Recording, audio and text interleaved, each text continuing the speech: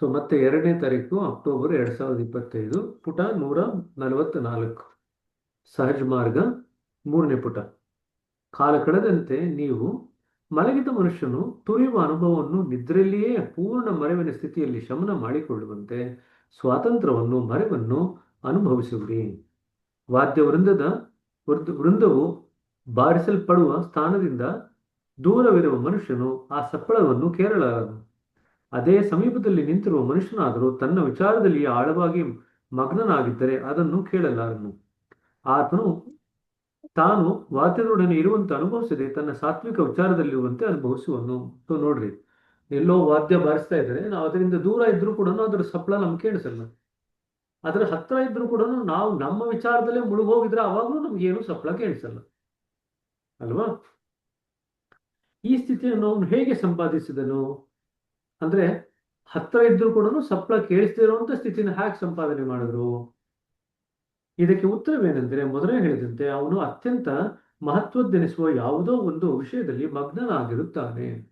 So ಯಾವುದೋ ಒಂದು ವಿಚಾರದಲ್ಲಿ, ಅತ್ಯಂತ ಮುಖ್ಯವಾಗಿರ್ತಕ್ಕಂಥ ವಿಚಾರದಲ್ಲಿ ಎಷ್ಟು ಮಗ್ನನಾಗಿರ್ತೇನೆ ಅಂತಂದ್ರೆ, ಇದು ಯಾವುದೂ ಕೂಡ ಅರಿವಿಗೆ ಬರಲ್ಲ. ಆಗ ಸ್ವಾಭಾವಿಕವಾಗಿ ಮುಖ್ಯವಲ್ಲದ ವಿಷಯಗಳೆಲ್ಲ ಆತನ ಮೇಲೆ ಯಾವ ಪರಿಣಾಮವನ್ನು ಮಾಡಲಾರವು. ಇದೇ ವೈರಾಗ್ಯದ ಸ್ಥಿತಿ. ಅಂದ್ರೆ ನೋಡ್ರಿ, ನಾವು ಸಹಜ ಮಾರ್ಗ ಅಥವಾ ರಾಜಯೋಗ ಮಾಡ್ತಾ ಮಾಡ್ತಾ ಏನಾಗುತ್ತೆ, ನಾವು ಯಾವುದೋ ಒಂದು ಅತ್ಯಂತ ಮುಖ್ಯವಾದಂತ ಗುರಿ ಇಟ್ಕೊಂಡು ಅದರಲ್ಲೇ ಮುಳುಗೋಯ್ತು ಅಂತಂದ್ರೆ ತನಗೆ ತಾನಾಗೆ ವೈರಾಗ್ಯ ಪ್ರಕಟ ಆಗುತ್ತೆ. ನಮ್ಮ ಮನಸ್ಸಿನ ಆಸಕ್ತಿ ಬೇರೆ ವಸ್ತುಗಳಿಂದ ತನಗೆ ತಾನಾಗಿ ಹಿಂತೆಳ್ಕೊಂಡ್ಬಿಡುತ್ತೆ. ಪ್ರಾಪಂಚಿಕ ವಸ್ತುಗಳ ಬಗೆಗೆ ಆತನು ಅನುಭವಿಸುವ ಅನಾಸಕ್ತಿಯು ಆತನ ಹೃದಯದ ಮೇಲೆ ಅಮುಖ್ಯ ಸ್ವಭಾವದ ವಿಷಯಗಳ ಸಂಸ್ಕಾರವಾಗಲು ಎಡೆ ಕೊಡುವುದಿಲ್ಲ. ಅಭ್ಯಾಸಿಗೆ ತನ್ನಲ್ಲಿಯೇ ಇರುವ ಲಕ್ಷ್ಯವನ್ನು ಶೋಧಿಸುವುದೊಂದೇ ಮುಖ್ಯ ವಿಷಯವಾಗಿರುತ್ತದೆ. ವೈರಾಗ್ಯವನ್ನು ಸಂಪಾದಿಸಲು ಅನೇಕ ಜನರು ಅತ್ಯಂತ ಪ್ರಯಾಸ ಪಡುತ್ತಿರುವರು. ಅದರ ಪ್ರಾಪ್ತಿಯು ಎಷ್ಟು ಸುಲಭ! ಆತನಿಗೆ ತನ್ನ ಲಕ್ಷ್ಯವನ್ನು ಉಳಿದು ಬೇರೆ ಯಾವ ವಿಚಾರವೂ ಇಲ್ಲವಾದುದರಿಂದ ಇಟ್ಟುಕೊಳ್ಳಲು ಅಯೋಗ್ಯವಾದುದೆಲ್ಲವನ್ನು ಆತನು ಕಳೆದುಕೊಳ್ಳುತ್ತಾನೆ. ಸೊ 2 ಕೆಲಸ ಆಗುತ್ತೆ. ನಮ್ಮ ಗುರಿನಲ್ಲಿ ನಾವು ಮುಳುಗೋದ್ರೆ, ನಮ್ಮ ಗುರಿಯ ವಿಚಾರದಲ್ಲಿ ನಾವು ಮುಳುಗೋಯ್ತು ಅಂತಂದ್ರೆ ನಮಗೆ ಬೇರೆ ಯಾವುದೇ ವಿಷಯಗಳು ಆಸಕ್ತಿಯನ್ನು ಕೆರಳಿಸಲ್ಲ. ಸೊ ನಮ್ಮ ಮನಸ್ಸು ಆ ವಸ್ತುಗಳ ಕಡೆಗೆ ಹೋಗಲ್ಲ. ತನಗೆ ತಾನಾಗೆ ವೈರಾಗ್ಯ ಪ್ರಕಟ ಆಯ್ತು. ಬರೀ ಇಷ್ಟು ಮಾತ್ರ ಅಲ್ಲ, ಮನಸ್ಸು ಆಸಕ್ತಿಯಿಂದ ಬೇರೆ ವಿಷಯಗಳಿಗೆ ಅಥವಾ ಬೇರೆ ವಸ್ತುಗಳ ಕಡೆಗೆ ಹೋಗ್ತಾ ಇಲ್ಲ. ಅದರಿಂದ ಒಂದು ಹಂತದ ವೈರಾಗ್ಯ ಆಯ್ತು. ಇನ್ನೂ ಮುಂದಕ್ಕೆ ಹೋಗ್ತಾ ಏನಾಗುತ್ತೆ, ಆ ವಿಚಾರಗಳು, ಆ ವಿಷಯ, ನಾವೇನು ಮುಂಚೆ ಏನೇನೆಲ್ಲ ವಿಷಯಗಳನ್ನೆಲ್ಲ ತುಂಬಿಕೊಂಡಿರ್ತೀವಲ್ಲ, ಆ ವಿಚಾರಗಳು ಕೂಡ ಇವಾಗ ನಮ್ಮಿಂದ ಖಾಲಿ ಆಗಲಿಕ್ಕೆ ಶುರು ಆಗುತ್ತೆ. ಆ ಗುರಿ ಕಡೆಗೆ ಹೋಗ್ಬೇಕು ಅನ್ನೋ ಬಿಸಿ ಏನಿದೆ, ನಾವು ಹಳೆ ಕಾಲದಲ್ಲಿ ಅಥವಾ ಹಿಂದಿನ ಒಂದು ಸ್ತರದಲ್ಲಿ ನಾವು ಬೇರೆ ಎಲ್ಲ ವಿಚಾರಗಳಿಗೆ ಆಸಕ್ತಿ ಕೊಟ್ಟು ನಮ್ಮ ಮನಸ್ಸನ್ನು ಅದರಲ್ಲಿ ಮುಳುಗಿಸಿ ಎಷ್ಟೊಂದು ಸಂಸ್ಕಾರಗಳನ್ನ ಮಾಡ್ಕೊಂಡಿರ್ತೀವಲ್ಲ, ಈ ಸಂಸ್ಕಾರಗಳು ಕೂಡ ಆ ಬಿಸಿ ತಾಕಿ ತನ್ನ ಜಾಗವನ್ನು ಖಾಲಿ ಮಾಡಲಿಕ್ಕೆ ಶುರು ಮಾಡುತ್ತೆ. 2 ಕೆಲಸ ಆಗುತ್ತೆ ನಮಗೆ. ಕೇವಲ ನಾವು ನಮ್ಮ ಗುರಿ ಅಥವಾ ಗುರುವಿನಲ್ಲೇ ಮಗ್ನವಾಗಿತ್ತು ಅಂತಂದ್ರೆ ಈ 2 ಕೆಲಸಗಳು, ಲಾಭಗಳು ನಮ್ಗಾಗತ್ತೆ. ಇಂದು ಸಾಮಾನ್ಯವಾಗಿ ವೈರಾಗ್ಯವೆಂದರೆ ಕೇವಲ ತೋರಿಕೆಯ ಸನ್ಯಾಸ, ಪ್ರಪಂಚದ ಎಲ್ಲ ಸಂಬಂಧಗಳಿಂದಲೂ ದೂರವಾಗಿರುವುದು ಮತ್ತು ಜೀವನದ ಕರ್ತವ್ಯಗಳನ್ನು ಪರಿಗಣಿಸದೇ ಇರುವುದು ಎಂಬ ಭಾವನೆ ಆಗಿದೆ. ಒತ್ತಾಯದ ಬಾಹ್ಯ ವಿರಕ್ತಿಯಾಗಲಿ, ಪ್ರಾಪಂಚಿಕ ವಸ್ತುಗಳ ಬಗ್ಗೆ ತಿರಸ್ಕಾರವಾಗಲಿ, ಜಿಗುಪ್ಸೆ ಆಗಲಿ ಅಥವಾ ಇನ್ನೇನಾದರೂ ಆಗಲಿ ವೈರಾಗ್ಯವಲ್ಲ. ಇದು ಅಂಡರ್ಲೈನ್ ಮಾಡ್ಕೊಳ್ರಿ. ಈ ಕೆಳಗಡೆ ಸಣ್ಣ ಪ್ಯಾರಾಗ್ರಾಫ್ ಕೊಟ್ಟಿದ್ದಾರಲ್ವ, ಒತ್ತಾಯದ ಅಂದ್ರೆ ಬಲವಂತವಾಗಿ ವಿರಕ್ತಿಯಾಗಲಿ, ಬಾಹ್ಯ ವಸ್ತುಗಳಿಂದ ವಿರಕ್ತವಾಗೋದು, ಪ್ರಾಪಂಚಿಕ ವಸ್ತುಗಳ ಬಗ್ಗೆ ತಿರಸ್ಕಾರವಾಗಲಿ, ಜಿಗುಪ್ಸೆ ಆಗಲಿ ಅಥವಾ ಇನ್ನೇನಾದರೂ ಆಗಲಿ ಅದು ವೈರಾಗ್ಯವಲ್ಲ. ಅದು ನಮ್ಮ ಸ್ವಾಭಾವಿಕ ಜೀವನದ ಅನಾವಶ್ಯಕವಾದ ವಸ್ತುಗಳಿಂದ ನಮ್ಮ ಹೃದಯವನ್ನು ತಿರುಗಿಸುವ ಋತುವಾದ ಅಂತರನುಭವ. ಹೀಗೆ ಒಬ್ಬ ಸಾಮಾನ್ಯ ಮನುಷ್ಯನು ಕೂಡ ಪ್ರಾಪಂಚಿಕ ಜೀವನವನ್ನು ಸಾಗಿಸುತ್ತಾ ತನಗೆ ಅವಶ್ಯಕವಾದ ವಸ್ತುಗಳನ್ನು ಬಳಸುತ್ತಾ ದೈನಂದಿನ ಜೀವನದಲ್ಲಿಯೇ ವೈರಾಗ್ಯವನ್ನು ಸಂಪಾದಿಸಬಲ್ಲನು. ಸೊ ನಾವು ಅನ್ಕೊಂಡಿರೋ ತರ ವೈರಾಗ್ಯ ಇಲ್ಲ. ವೈರಾಗ್ಯ ಅಂತಂದ್ರೆ ಪ್ರಾಪಂಚಿಕ ವಸ್ತುಗಳಿಂದ ನಾವು ನಮ್ಮ ಆಸಕ್ತಿಯನ್ನ ಹಿಂತೆಗೆದುಕೊಳ್ತೀವಿ. ಅದು ಸ್ವಾಭಾವಿಕವಾಗಿ ಆಗ್ಬೇಕು, ನೈಸರ್ಗಿಕವಾಗಿ ಆಗ್ಬೇಕು. ಅದು ಯಾವಾಗ ಆಗುತ್ತೆ? ನಮ್ಮ ಮನಸ್ಸನ್ನ ಗುರಿಯಲ್ಲಿ ಮುಳುಗಿಸಿದಾಗ ತನಗೆ ತಾನಾಗಿ ಇದೆಲ್ಲ ಆಗುತ್ತೆ. ಅದಕ್ಕೋಸ್ಕರ ನಾವೇನು ಪ್ರಯಾಸ ಪಡುವಂತ ಅಗತ್ಯ ಇಲ್ಲ. ನೋಡಿ, ಸಾಧನ ಚತುಷ್ಟಯದಲ್ಲಿ ವಿವೇಕ ವೈರಾಗ್ಯ ಎರಡೂ ಕೂಡ ಸಾಧನೆ ಮಾಡಬೇಕು ಅಂತ ಹೇಳ್ತೀವಿ. ನಮ್ಮಲ್ಲಿ ವಿವೇಕ ವೈರಾಗ್ಯನ ನಾವು ಸಾಧನೆ ಮಾಡ್ಲಿಕ್ಕೆ ಹೋಗಲ್ಲ. ನಾವು ನಮ್ಮ ಅಭ್ಯಾಸ ಮಾಡ್ತಾ ಮಾಡ್ತಾ ಮನಸ್ಸನ್ನು ಗುರಿನಲ್ಲಿ ಮುಳುಗಿಸ್ತಾ ಮುಳುಗಿಸ್ತಾ ವಿವೇಕ ವೈರಾಗ್ಯ ತನಗೆ ಪ್ರಕಟ ಆಗುತ್ತೆ. ಸರಿ. ರಾಜಯೋಗದ ಆರಂಭದ ಅಭ್ಯಾಸದಿಂದಲೇ ನೀವು ವೈರಾಗ್ಯವನ್ನು ಸಂಪಾದಿಸಿದಿರಿ. ನಿಮ್ಮ ಮನಸ್ಸು ಈಗ ಒಂದು ರೀತಿಯಿಂದ ಶಾಶ್ವತವಾದಂಥ ಸುಖ ಶಾಂತಿಗಳ ಕ್ಷೇತ್ರಕ್ಕೆ ಹೊಂದಿಕೊಂಡಿದೆ. ಬೇರೆ ಶಬ್ದಗಳಲ್ಲಿ ಹೇಳುವುದಾದರೆ, ನೀವು ನಿಮ್ಮ ವ್ಯಷ್ಟಿ ಮನಸ್ಸಿನಿಂದ ಉನ್ನತ ಕ್ಷೇತ್ರಗಳಿಗೆ ದಾರಿ ಮಾಡಿರುವಿರಿ. ಸರ್ವಶಕ್ತನ ರಾಜ್ಯದಲ್ಲಿ ಆ ಶಾಂತಿಯ ಸೌಮ್ಯ ತೆರೆಗಳು ವ್ಯಷ್ಟಿ ಮನಸ್ಸಿನ ಕಡೆಗೆ ನೇರವಾಗಿ ಹರಿದು ಬರುವುದರಿಂದ ಕಾಲಕ್ರಮದಲ್ಲಿ ನೀವು ಆ ಶಾಂತಿಯೊಂದಿಗೆ ಬೆರೆತು ಹೋಗುವಿರಿ.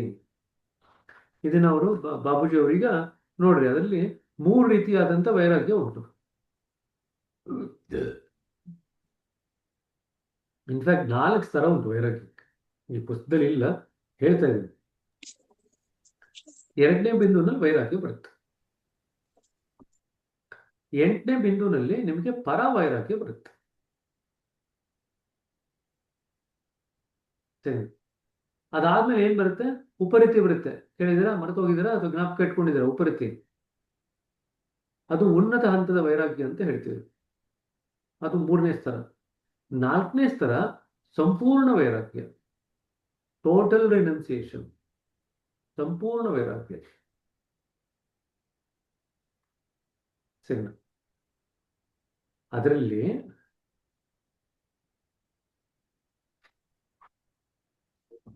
ಅದನ್ನು ಹೇಗೆ 4ನ್ನು ಡಿಫ್ರೆನ್ಶಿಯೇಟ್ ಮಾಡೋದು? ವೈರಾಗ್ಯ ಸಾಮಾನ್ಯವಾಗಿ ಮಾತಾಡಿದಾಗ ಯಾವುದೋ ಒಂದು ಪ್ರಾಪಂಚಿಕ ವಸ್ತುಗಳ ಬಗ್ಗೆ ನಮಗೆ ತಿರಸ್ಕಾರ ಭಾವನೆ ಉಂಟಾಯಿತು ಅಂತಂದ್ರೆ ಅದು ವೈರಾಗ್ಯ ಅಂತ ನಾವು ಕತ್ಕೊಳ್ತೀವಿ. ಅದು ಮೊದಲನೇ ಹಂತ, ಪ್ರಾಥಮಿಕ ಹಂತ. ಇದು ನೀವು ಎಕ್ಸಾಮಲ್ಲಿ ಬರಿಬೇಡಿ. ಎಕ್ಸಾಮಲ್ಲಿ ಬರೆದ್ರೆ ಇದೇನೇನೋ ಬರೆದಿರಲ್ಲ ಅಂತ ಅನ್ಕೊಂಡ್ಬಿಡ್ತಾರೆ. ಇದು ನಿಮಗೆ ಕಲಿಕೆಗೋಸ್ಕರ ಹೇಳ್ತಾರೆ.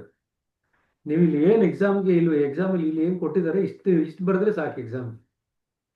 ನೀವು ಇದನ್ನೆಲ್ಲ ಬರೆದ್ರೆ ಅವ್ರಿಗೂ ಗೊತ್ತಿರಲ್ಲ. ಎಕ್ಸಾಮ್ ಯಾರು ಪೇಪರ್ ಕರೆಕ್ಟ್ ಮಾಡ್ತಾರೆ ಅವ್ರಿಗೂ ಗೊತ್ತಿರಲ್ಲ. ಸರಿ. ಯಾಕೆಂದ್ರೆ ಬೇರೆ ಬೇರೆ ಪುಸ್ತಕಗಳಿಂದ ತಗೊಂಡು ನಾನು ನಿಮ್ಗೆ ಹೇಳ್ತಾ ಇದ್ದೀನಿ ಒಂದು ಕಡೆ. ನಂತರ ಮುಂದಿನ ಹಂತಕ್ಕೆ ಹೋಯ್ತು ಅಂತಂದ್ರೆ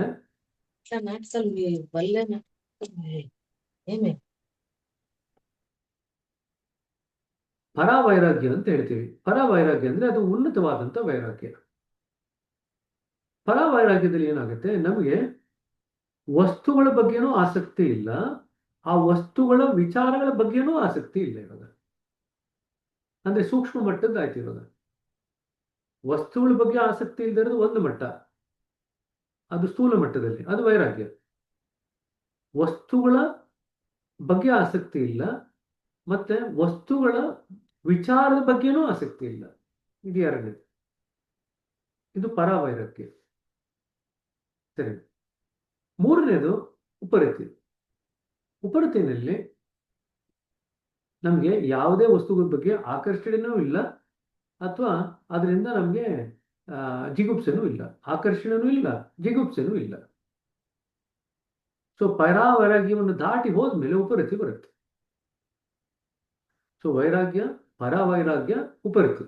ಉಪರತಿನಲ್ಲಿ ನಮಗೆ ಸೇಮ್, ಅಲ್ಲೂ 2 ಸ್ತರ. ಮೊದಲನೇದು ಬರೀ ವಸ್ತುಗಳ ಬಗ್ಗೆ ಆಕರ್ಷಣೆನೂ ಇಲ್ಲ ಮತ್ತೆ ಜಿಗುಪ್ಸೆ ಇಲ್ಲ, ವಸ್ತುಗಳ ವಿಷಯಗಳ ಬಗ್ಗೆನೂ ಆಸಕ್ತಿನೂ ಇಲ್ಲ ಮತ್ತೆ ಜಿಗುಪ್ಸೆನೂ ಇಲ್ಲ. 2 ಸ್ತರ, ಬಟ್ 2 ಸೇರಿ ಉಪರತಿ ಅಂತ ಹೇಳ್ತೀವಿ. ಅದಕ್ಕೆ ನಾವು ಪರ ಉಪರತಿ ಅಂತ ಬರಲ್ಲ, ಪದ ಬರಲ್ಲ, ಒಂದೇ ಪದ ಉಪರತಿ. 2 ಸ್ತರ ಅಷ್ಟೇ ಅದಕ್ಕೆ. ಇದು 3ನೇ ಹಂತದ ವೈರಾಗ್ಯ. 4ನೇ ಹಂತದ ವೈರಾಗ್ಯನ ಸಂಪೂರ್ಣ ವೈರಾಗ್ಯ ಅಂತ ಕರಿತೀವಿ, ಟೋಟಲ್ ರಿನೌನ್ಸಿಯೇಷನ್. ಈ ಪದನ ನಾವು ಯೋಗ ವಶಿಷ್ಠದಲ್ಲಿ ಕಾಣ್ತೀವಿ. ಸಂಪೂರ್ಣ ವೈರಾಗ್ಯ. ಸಂಪೂರ್ಣ ವೈರಾಗ್ಯದಲ್ಲಿ ಏನಾಗುತ್ತೆ, ಎಲ್ಲವನ್ನೂ ಬಿಟ್ಬಿಟ್ಟಿರ್ತೀರ, ಸರ್ವತ್ಯಾಗ ಮಾಡಿರ್ತೀರ. ಸರ್ವತ್ಯಾಗ ಅಂತಂದ್ರೆ ನಮ್ಮ ಆಧ್ಯಾತ್ಮಿಕ ಅನುಭವಗಳೇನಿದೆಯಲ್ಲ, ಆಧ್ಯಾತ್ಮಿಕ ಸ್ಥಿತಿಗತಿಗಳು, ಅವೆಲ್ಲವನ್ನೂ ತ್ಯಾಗ ಮಾಡ್ಲಿಕ್ಕೆ ನಾವು ರೆಡಿ ಇರ್ತೀವಿ. ಅವೆಲ್ಲವನ್ನು ಬಿಟ್ಬಿಡ್ತೀವಿ. ಅವಾಗ ಎಲ್ಲವೂ ತ್ಯಾಗ ಮಾಡಿದಂಗಾಯ್ತು. ಈ ಸರ್ವತ್ಯಾಗ ಮಾಡಿದಾಗ ವಸ್ತುಗಳ ಬಗ್ಗೆ, ಲೌಕಿಕ ವಸ್ತುಗಳ ಬಗ್ಗೆನೂ ಬಿಟ್ರಿ, ಆಧ್ಯಾತ್ಮಿಕ ವಸ್ತುಗಳ ಬಗ್ಗೆನೂ ಬಿಟ್ರಿ, ಆಧ್ಯಾತ್ಮಿಕ ಅನುಭವಗಳ ಬಗ್ಗೆನೂ ಬಿಟ್ರಿ, ಆಧ್ಯಾತ್ಮಿಕ ಸ್ಥಿತಿಗತಿಗಳ ಬಗ್ಗೆನೂ ಬಿಟ್ಬಿಟ್ರಿ. ಎಲ್ಲ ಬಿಟ್ಬಿಟ್ರಿ. ಎಲ್ಲ ಬಿಟ್ಬಿಟ್ರು ಅಂತಂದ್ರೆ ಇದು ಜೀವನ್ ಮೃತ್ಯುವಿನ ಸ್ಥಿತಿ ಇದ್ದಂಗೆ. ನಾವು 12ನೇ ಪಾಯಿಂಟ್ ದಾಟಿ 13ನೇ ಪಾಯಿಂಟ್ಗೆ ಎಂಟರ್ ಆಗುವಂಥ ಸಮಯದಲ್ಲಿ ಸರ್ವತ್ಯಾಗ ಆಗ್ತೀವಿ. ಸರ್ವತ್ಯಾಗಿ ಅಂತ ಕರಿತೀವಿ, ಅಥವಾ ಟೋಟಲ್ ರಿನೌನ್ಸಿಯೇಷನ್, ಸಂಪೂರ್ಣ ವೈರಾಗ್ಯ. ಅಲ್ಲಿ ವೈರಾಗ್ಯದಲ್ಲಿ ಆಧ್ಯಾತ್ಮಿಕ ವಿಚಾರಗಳನ್ನು ಬಿಟ್ಬಿಟ್ಟಿದ್ದೀರಾ, ಆಧ್ಯಾತ್ಮಿಕ ಸ್ಥಿತಿಗತಿಗಳನ್ನು ಬಿಟ್ಬಿಟ್ಟಿದ್ದೀರಾ. ಯಾಕೆ? ಈಗ ನಿಮಗೆ ದೈವ ಒಂದು ಬೇಕಾಗಿದೆ, ಮೂಲ ಒಂದು ಬೇಕಾಗಿದೆ. ಅಲ್ಲಿ ಹೋಗುವಷ್ಟೊತ್ತಿಗೆ ಆಧ್ಯಾತ್ಮದ ಸ್ಥಿತಿಗತಿ, ಆಧ್ಯಾತ್ಮದ ಅನುಭವ, ಆಧ್ಯಾತ್ಮದ ವಿಚಾರ ಕೂಡ ಭಾರ ಅಂತ ಅನಿಸ್ಲಿಕ್ಕೆ ಶುರು ಆಗುತ್ತೆ ಆ ಮೂಲ ಕಂಪೇರ್ ಮಾಡಿದ್ರೆ.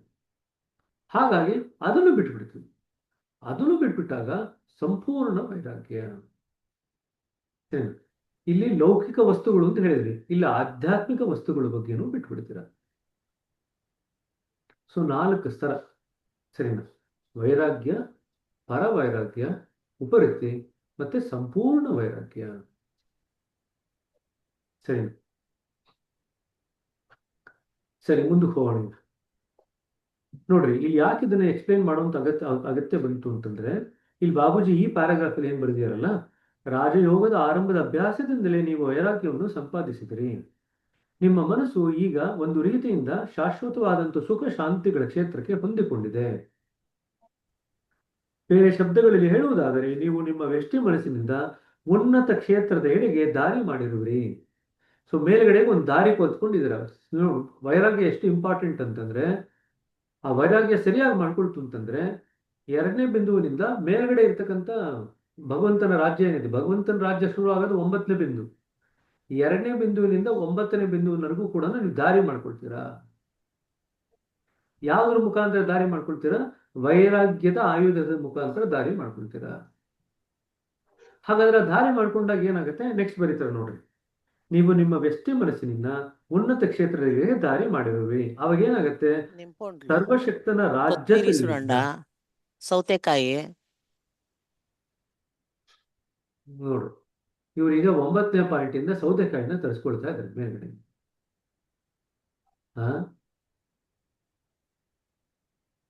ಸೌತೆಕಾಯಿ ಕೋಸಂಬರಿ ಮಾಡು ಅಂತ ಹೇಳ್ತಾ ಇದ್ದಾರೆ ಮನೆಯಲ್ಲಿ. 9ನೇ ಪಾಯಿಂಟ್ ವರೆಗೂ ನೀವು ಓಪನ್ ಮಾಡ್ಕೊಂಡಿದ್ರೆ, 9ನೇ ಪಾಯಿಂಟ್ ಹೋಗ್ಬೇಕಾದ್ರೆ 8ನೇ ಪಾಯಿಂಟ್ ಅಲ್ಲಿ ಪರವೈರಾಗ್ಯ ಬರುತ್ತೆ. 2ನೇ ಪಾಯಿಂಟು ವೈರಾಗ್ಯ, 8ನೇ ಪಾಯಿಂಟು ಪರವೈರಾಗ್ಯ, 9ನೇ ಪಾಯಿಂಟು ಭಗವಂತನ ರಾಜ್ಯಕ್ಕೆ ಪ್ರವೇಶ.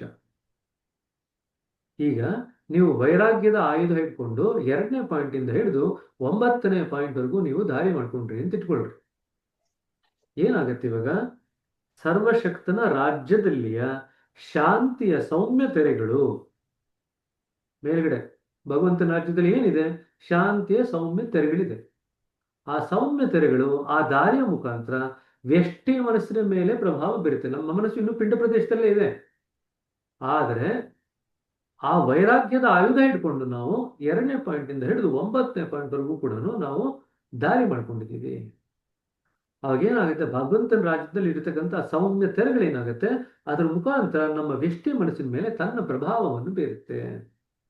ವ್ಯಷ್ಟಿ ಮನಸ್ಸಿನ ಕಡೆಗೆ ನೇರವಾಗಿ ಹರಿದು ಬಂದು ಕಾಲಕ್ರಮದಲ್ಲಿ ನೀವು ಆ ಶಾಂತಿಯೊಂದಿಗೆ ಬೆರೆತು ಹೋಗುವಿರಿ. ತುಂಬಾ ಜನ ಪೀಸ್ ಆಫ್ ಮೈಂಡ್ ಬೇಕು, ಪೀಸ್ ಆಫ್ ಮೈಂಡ್ ಬೇಕು ಅಂತ ಹೇಳ್ತಾರೆ. ಪೀಸ್ ಆಫ್ ಮೈಂಡ್ ಯಾವಾಗ ಬರುತ್ತೆ ಅಂತಂದ್ರೆ, ಭಗವಂತನ ರಾಜ್ಯದಲ್ಲಿಂದ ಬರ್ತಾ ಇರ್ತಕ್ಕಂಥ ಆ ಶಾಂತಿಯ ಸೌಮ್ಯ ತೆರೆಗಳಿಗೆ ನಮ್ಮನ್ನು ನಾವು ತೆರೆದುಕೊಂಡಾಗ ಶಾಂತಿ ಸಮಾಧಾನಗಳು ತಾನಾಗೆ ಬರುತ್ತೆ.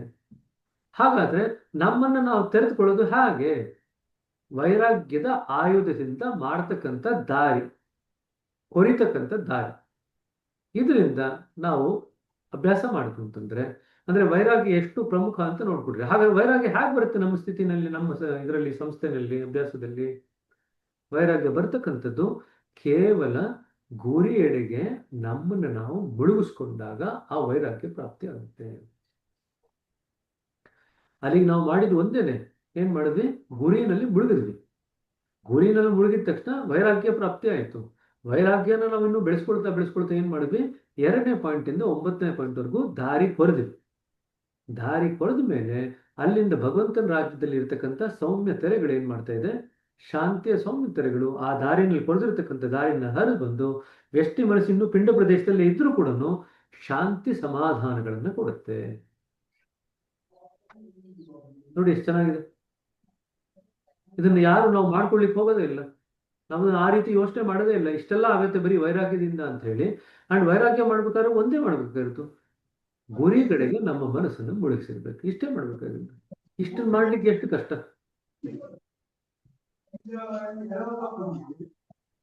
ನೋಡಿ. ಸರಿ, ಇದು ಅರ್ಥ ಆಯ್ತಾ? ಸೊ 2, 8, 9, 2ರಿಂದ 9ವರೆಗೂ ದಾರಿ ಕುರಿತೀರ. 9ನೇ ಪಾಯಿಂಟಿಂದ ನಿಮ್ಗೆ ಕೆಳಗಡೆವರೆಗೂ ಬರುತ್ತೆ. ದಾರಿ ಕೊರೆಯೋದು ಅಂತಂದ್ರೆ ಎಲ್ರಿಗೂ ಕಾಣಲ್ಲ, ನಿಮ್ಗೆ ಅನುಭವಕ್ಕೆ ಮಾತ್ರ ಬರುತ್ತೆ. ಅದು ಕಾಣದೇ ಇರತಕ್ಕಂಥ ದಾರಿ, ಆದ್ರೆ ಹೃದಯಕ್ಕೆ ಅನುಭವಕ್ಕಂತೂ ಬರುತ್ತೆ. ಆ ಶಾಂತಿ ಸಮಾಧಾನಗಳ ಅನುಭವ ನಿಮಗೆ ನಿರಂತರವಾಗಿ ಹರಿದು ಬರ್ತಾ ಇರೋದು ಗೊತ್ತಾಗುತ್ತೆ. ಸರಿ, ನಾವು ನಮ್ಮ ಕಲ್ಪನೆಗೂ ಮೀರಿದ ಒಂದೇ ಒಂದು ವಸ್ತುವಿನಲ್ಲಿ ಅನುರಕ್ತರಾಗುತ್ತಾ ಅದೊಂದೇ ಚಿಂತನೆಯನ್ನು ಮಾಡಿದೆವು. ಇದನ್ನು ಮಾಡಿದ್ರು, ಅದೆಲ್ಲ ಬಂದಿದೆ ಹಾಗೆ ಇದೊಂದು ಮಾಡಿದ್ರಿಂದ ಏನ್ ಮಾಡಿದ್ವಿ? ನಮ್ಮ ಕಲ್ಪನೆಗೂ ಮೀರಿದ ಒಂದೇ ಒಂದು ವಸ್ತುವಿನಲ್ಲಿ ಅನುರಕ್ತವಾಗುತ್ತಾ, ಅಂದ್ರೆ ಅನುರಕ್ತವಾಗುತ್ತಾ ಅಂತಂದ್ರೆ ಬೆರೀತಾ ಅದೊಂದರ ಚಿಂತನೆಯನ್ನೇ ಮಾಡಿದೆವು. ಈಗ ನಮ್ಮ ಹೃದಯದಲ್ಲಿ ಅದರ ಹಿರಿಮೆಯ ಕಲ್ಪನೆ ಇದೆ, ಅದ್ರ ಬಗ್ಗೆನೇ ಯೋಚನೆ ಮಾಡ್ತಿದ್ರೆ ಹಾಗಾದ್ರೆ ಇದು ಎಂತ ಒಂದು ಉನ್ನತವಾದಂಥ ವಸ್ತುವಪ್ಪ ಅಂತ ಹೇಳಿ ಅದರ ಹಿರಿಮೆ ನಮ್ಮ ಹೃದಯದಲ್ಲಿ ಛಾಪು ಬಿಡುತ್ತೆ. ಸ್ವಾಭಾವಿಕವಾಗಿ ನಮ್ಮನ್ನು ನಾವು ಅದರ ಭಾಗವೆಂದು ಇಲ್ಲವೇ ಅದರೊಂದಿಗೆ ಹೋಲಿಸಿದಾಗ ಒಂದು ಕ್ಷುದ್ರ ವಸ್ತುವೆಂದು ತಿಳಿಯುವೆವು. ನೋಡ್ರಿ, ಈ ಭಾವನೆ ಬರ್ಲಿಕ್ಕೆ ಶುರು ಆಗುತ್ತೆ. 9ನೇ ಬಿಂದುವಿನಲ್ಲಿ ಭಗವಂತನ ಮಹತ್ವ ಗೊತ್ತಾಗುತ್ತೆ ನಮ್ಗೆ. ಭಗವಂತನ ಕಂಪೇರ್ ಮಾಡಿದ್ರೆ ಅವನ ಮುಂದೆ ನಾವು ಏನೂ ಇಲ್ಲ, ಕ್ಷುದ್ರ ವಸ್ತು. ಆ ಒಂದು ಭಾವನೆ ನಮ್ಮ ಹೃದಯದಲ್ಲಿ ಬರಲಿಕ್ಕೆ ಶುರು ಆಗುತ್ತೆ. ಹೀಗೆ ನಾವು ಪುನಃ ಪುನಃ ಭಾವಿಸುವೆವು. ನಾವೀಗ ಸಾಕ್ಷಾತ್ಕಾರದ ಉನ್ನತ ವಲಯದೊಂದಿಗೆ ನಮ್ಮ ವಿಚಾರವನ್ನು ಜೋಡಿಸಿ ಒಂದು ದಾರಿಯನ್ನು ಮಾಡಿದ್ದೇವೆ. ಭಗವಂತನ ರಾಜ್ಯಕ್ಕೆ ಇನ್ನು ಮುಂದಕ್ಕೆ ಹೋಗ್ಬೇಕು, ಆವಾಗಲೇ ಸಾಕ್ಷಾತ್ಕಾರ ಇರೋದು. ಈಗ ಭಗವಂತನ ರಾಜ್ಯಕ್ಕೆ ದಾರಿ ಮಾಡಿದ ಮೇಲೆ ಸಾಕ್ಷಾತ್ಕಾರಕ್ಕೂ ಕೂಡ ಒಂದು ದಾರಿಯನ್ನು ಗಳಿಸ್ಕೊಂಡಂಗೆ ಆಯಿತು.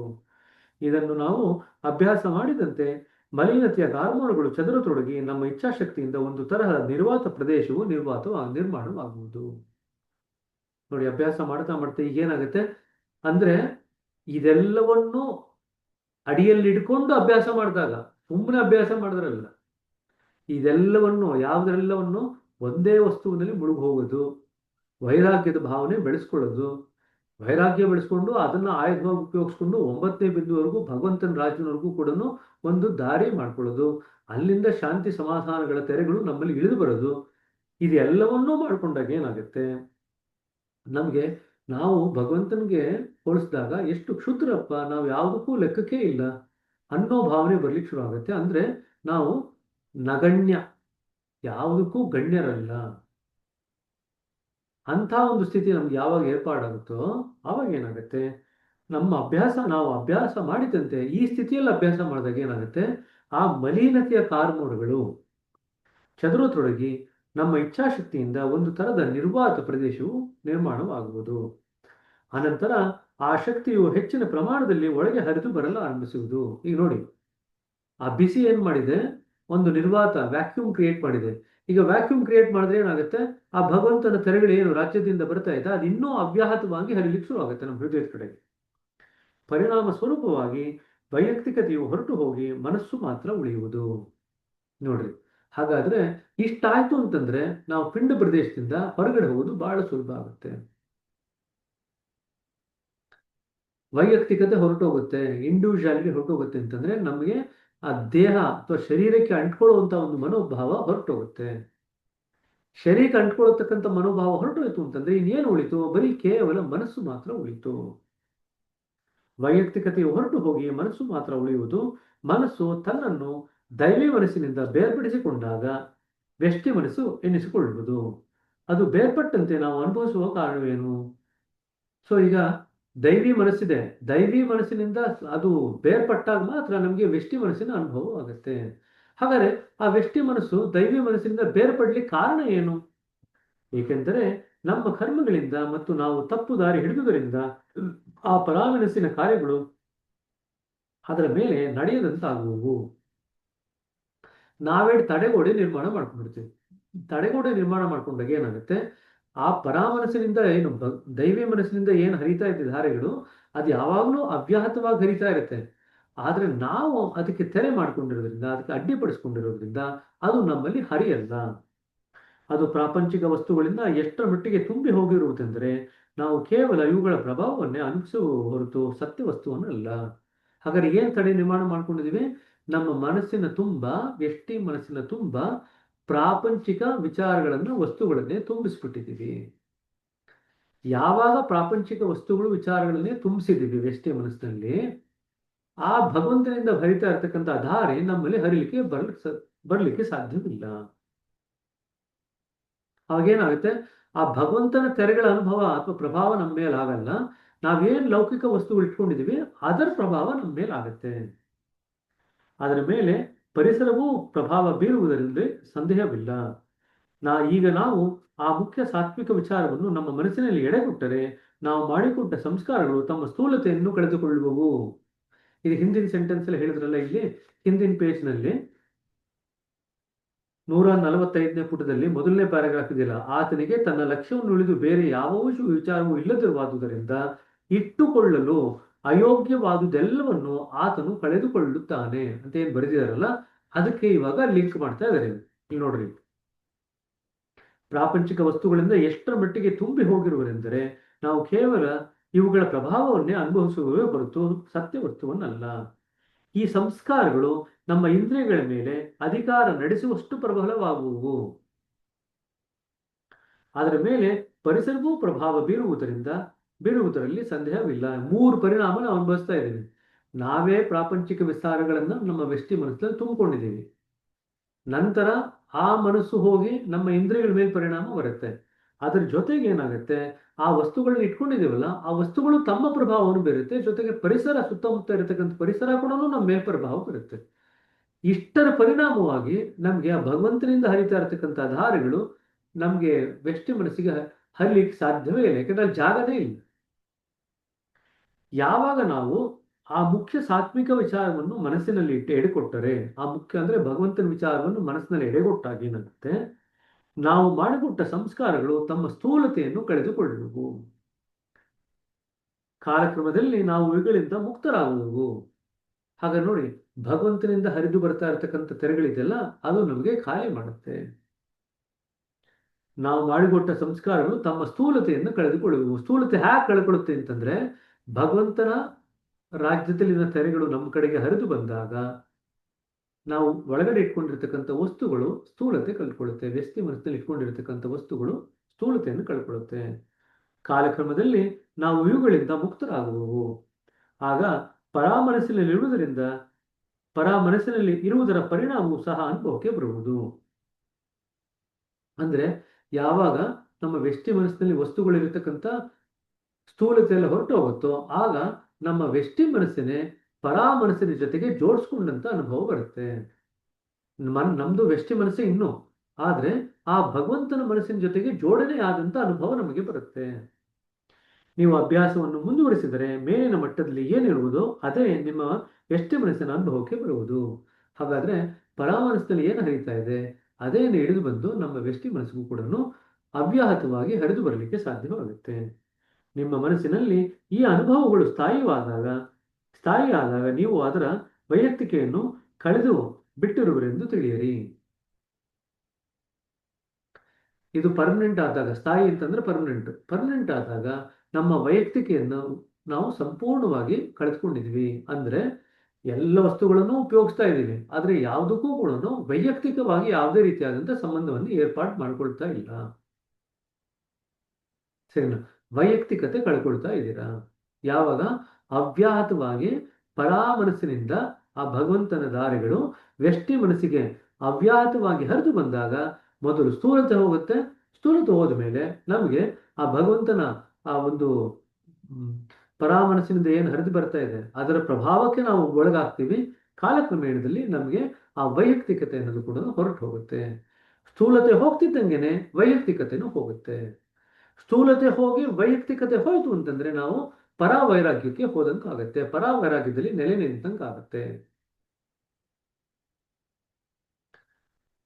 ಸೃಷ್ಟಿಯ ಕಾಲ ಒದಗಿದಾಗ ಕೇಂದ್ರದ ಅದಿಯಲ್ಲಿರುವ ಗುಪ್ತ ಚಲನವು ಬಲಪಟ್ಟು ಕ್ಷೋಭೆಯನ್ನು ಉಂಟು ಮಾಡಿತು. ಅನಂತರ ಅದೇ ವಿಶ್ವದ ರಚನೆಗೆ ದಾರಿ ಮಾಡಿಕೊಟ್ಟಿತು. ಅದನ್ನು ಆ ಸರ್ವಶಕ್ತನ ಆದಿ ಮನಸ್ಸೆಂದು ಪರಾಮನಸ್ಸೆಂದು ಹೇಳಬಹುದು. ಹಾಗಾದ್ರೆ ಭಗವಂತನ ಪರಾಮನಸ್ಸು ಅಥವಾ ಆದಿ ಮನಸ್ಸು ಯಾವುದು ಅಂತಂದ್ರೆ ಆ ಕ್ಷೋಭ ಇದೆಯಲ್ಲ, ಆ ಕ್ಷೋಭೆನೇ ಭಗವಂತನ ಪರಾಮನಸ್ಸು ಅಥವಾ ಆದಿ ಮನಸ್ಸು.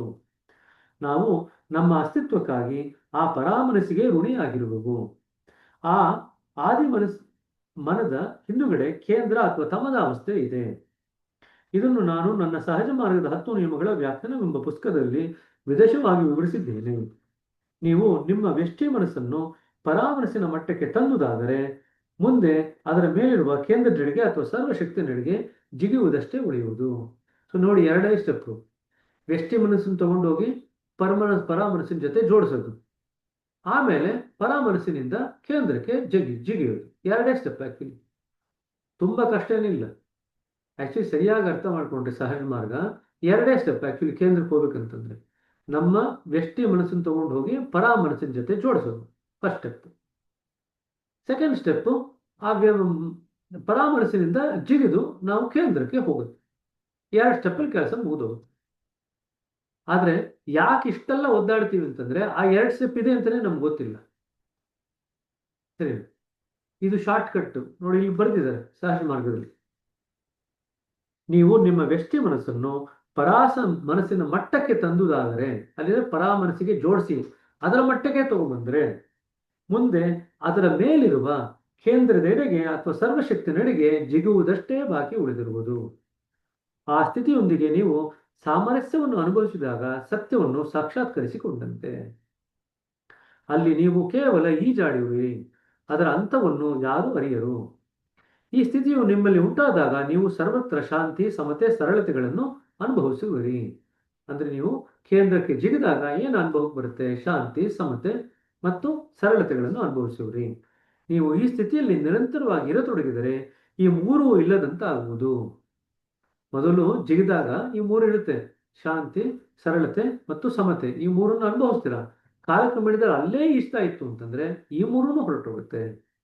ಅರ್ಥಾತ್ ಈ ವಸ್ತುಗಳ ಸಂಸ್ಕಾರಗಳು ಸಹ ನಿಮ್ಮಲ್ಲಿ ಇಲ್ಲದಂತಾಗುವು. ಈಗ ಐಕ್ಯವು ತಾನಾಗಿದೆ. ಪ್ರಾರಂಭದ ಅಭ್ಯಾಸದಿಂದ ನಾವು ಇಷ್ಟೆಲ್ಲವನ್ನೂ ಪಡೆಯುವೆವು. ಹೀಗೆ ಈ ಪದ್ಧತಿಯ ಪ್ರಭಾವ. ಬೇಕಾದರೆ ಅಭ್ಯಾಸ ಮಾಡಿ ನೋಡಿರಿ. ಅಂದ್ರೆ ಕೇಂದ್ರಕ್ಕೆ, ಮೂಲಕ್ಕೆ ಅತ್ಯಂತ ವೇಗವಾಗಿ ಕರ್ಕೊಂಡು ಹೋಗ್ತಕ್ಕಂಥ ಮಾರ್ಗ ಅಂತಂದ್ರೆ ಇದೆ. ಯಾಕೆಂತಂದ್ರೆ ಬಾಬೂಜಿಯವರು ಈ ಅಭ್ಯಾಸವನ್ನು ಹೇಗೆ ಪೋಣಿಸಿದ್ದಾರೆ ಅಂತಂದ್ರೆ, ನೀವು ನೇರವಾಗಿ ಕೇಂದ್ರಕ್ಕೆ ಹೋಗ್ತೀರ, ಮೂಲಕ್ಕೆ ಹೋಗ್ತೀರ. ಆ ರೀತಿಯಾಗಿ ಇದನ್ನು ಪೋಷಣೆ ಮಾಡಿದ್ದಾರೆ. ಆ ರೀತಿಯಾಗಿ ಇದರ ಅಭ್ಯಾಸಗಳ ಜೋಡಣೆಯನ್ನು ಮಾಡಿದ್ದಾರೆ. ಪ್ರತಿಯೊಂದು ಅಭ್ಯಾಸ ಕೂಡ ನೇರವಾಗಿ ನಿಮಗೆ ಮೂಲಕ್ಕೆ ಕರ್ಕೊಂಡು ಹೋಗುತ್ತೆ. ಸರಿ, ನಿನ್ನೆ ನಾವು ಸಂಕಲ್ಪದ ಬಗ್ಗೆ ಮಾತಾಡಿದ್ವಿ.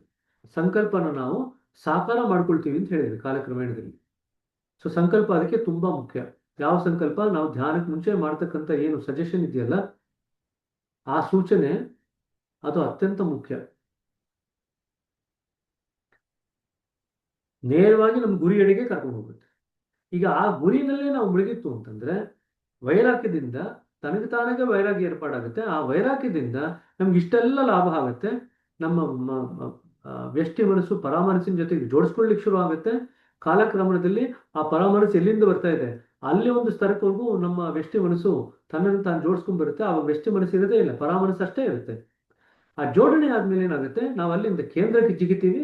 ಕೇಂದ್ರಕ್ಕೆ ಜಿಗಿದಾಗ ಏನಾಗುತ್ತೆ, ನಮಗೆ ಅಲ್ಲಿ ಆ ಸತ್ಯವಸ್ತುವಿನ ಸಾಕ್ಷಾತ್ಕಾರವಾಗುತ್ತೆ. ಸತ್ಯವಸ್ತುವಿನ ಸಾಕ್ಷಾತ್ಕಾರ ಆದಾಗ ಏನಿರುತ್ತೆ, ಅಲ್ಲಿ ಸಮತೆ, ಸರಳತೆ ಮತ್ತು ಶಾಂತಿಯ ಅನುಭವಗಳನ್ನು ಮಾಡ್ತೀವಿ. ಅಲ್ಲಿ ಈಜಾಡ್ತಾ ಈ ಮೂರರ ಅನುಭವವನ್ನು ನಾವು ಬಿಟ್ಬಿಡ್ತೀವಿ. ಅದೆಲ್ಲವನ್ನು ಆದಾಗ ನಮಗೆ ಐಕ್ಯತೆ ಒಂದೇ ಉಳಿದಿರೋದು. ಈ ಐಕ್ಯತೆಯ ಸ್ಥಿತಿ ಬರೋವರೆಗೂ ಕೂಡ, ಕೇಂದ್ರದಲ್ಲಿ ಐಕ್ಯತೆಯ ಸ್ಥಿತಿ ಬರೋವರೆಗೂ ಕೂಡ ನಾವು ಹಾಗೆ ಕೇವಲ ಎರಡೇ ಸ್ಟೆಪ್ನಲ್ಲಿ ಅಲ್ಲಿವರೆಗೂ ಹೋದ್ವಿ ನೋಡ್ರಿ.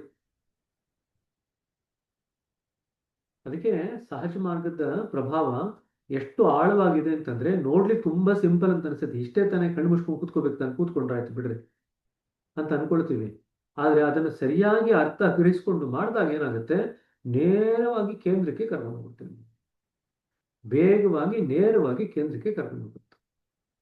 ಸರಿ, ಸಾಮಾನ್ಯವಾಗಿ ನಾವು ತೋರಿಕೆಗೆ ಮಾನವ ರೂಪದ ಧ್ಯಾನವನ್ನು ಕುರಿತು ಒತ್ತಿ ಹೇಳುವೆವು.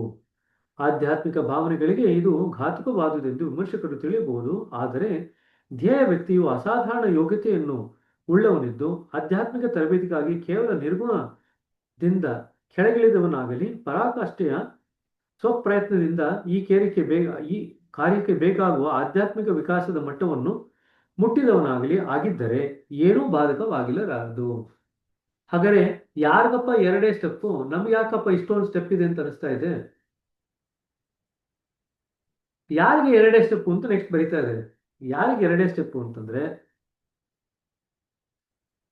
ಧ್ಯೇಯ ವ್ಯಕ್ತಿಯು ಅಸಾಧಾರಣ ಯೋಗ್ಯತೆ ಉಳ್ಳವರಾಗಿದ್ದರೆ, ಮೊದಲನೇದು ಯಾರಾದ್ರೂ ಅಭ್ಯಾಸ ಮಾಡ್ತಿರ್ತಕ್ಕವರು ಅಸಾಧಾರಣ ಯೋಗ್ಯತೆ ಉಳ್ಳವರಾಗಿದ್ದರೆ, ಆಧ್ಯಾತ್ಮಿಕ ತರಬೇತಿಗಾಗಿ ಕೇವಲ ನಿರ್ಗುಣದಿಂದ ಕೆಳಗಿಳಿದವನಾಗಿದ್ದರೆ, ಇದು ಎರಡನೇ ಕಂಡೀಷನ್.